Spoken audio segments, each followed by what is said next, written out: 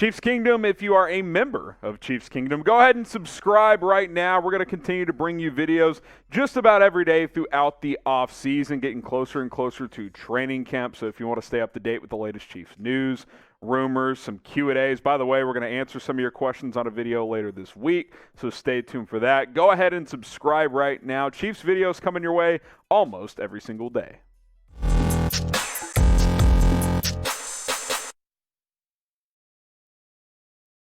Welcome into the Chiefs Report. I'm your host, Harrison Graham. Today's show is presented by Aura, an all-in-one digital safety tool to protect you from hackers online.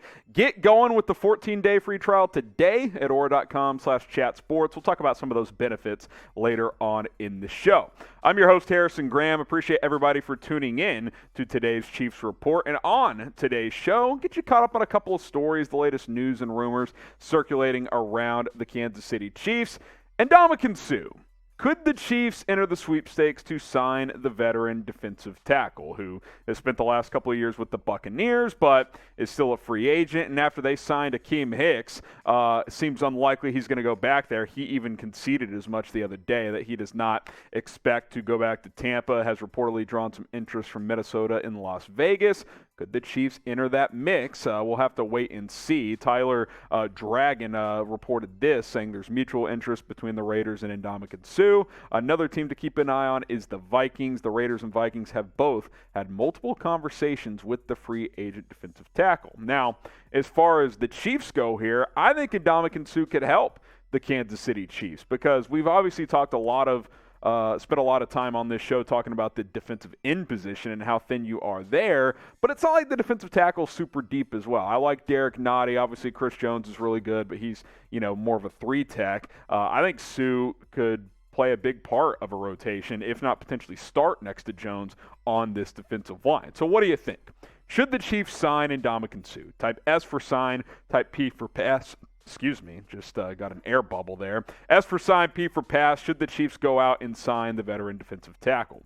You look at his last couple of years with Tampa, I think he's been pretty damn solid. 12 sacks, 6 sacks in each of those years. Pretty impressive. His overall production dipped a little bit last year, but I do like the interior pass rush ability. He's a good run stopper. He plays with attitude and intensity. Early in his career, he was kind of, considered this dirty player, and I think he's been able to kind of rub that off because he's just been productive everywhere he's been. In the last few years, he's been on a contending team and has played a role. You look at this defensive line group, again, Derek Nottie, good player. Chris Jones, obviously really good. Tershawn Wharton, Stallworth, I don't know. I think you could certainly do better on the interior if you are Kansas City. It's a little thin on that front four. I think you look at this roster as a whole, I think the biggest question mark is probably on that defensive line. So if you're Kansas City, I think that's a spot you need to look at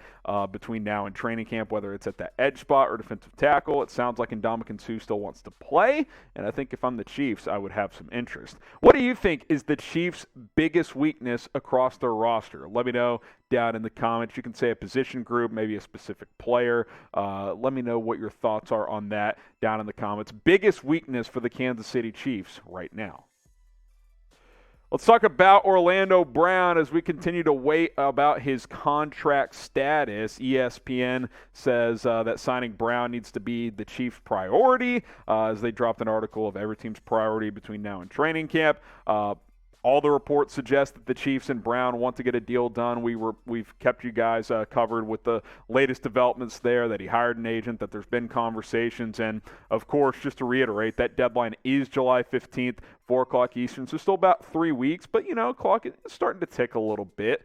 Field Yates of ESPN wrote this article, said Kansas City's left tackle received the franchise tag this offseason, an expected outcome after the Chiefs traded for him in 2021 as he was entering final year of his rookie deal. Brown rewarded the team's decision to acquire him with the Pro Bowl season as part of the revamped offensive line. This deal strikes me as likely to get done, and a hefty one that Brown has earned. Something around $20 million or a hair more per year seems like a reasonable estimate for Brown. We'll talk more about what that could look like in just a moment, but appreciate Aura for sponsoring today's show. They've changed my life online because, listen, we do more online than we ever have before, and Aura is an online digital safety tool tool that's going to monitor online activity, your banking, some of your passwords, stuff like that. They're going to send you real credit inquiries. If there's suspicious activity online, you'll get those alerts. They'll say, hey, there's some weird activity going on here. Contact your bank, all that stuff. Stay protected online. I'm about to go on an international trip, and I want to be secure when I'm traveling, because the last thing I want to do is be halfway across the world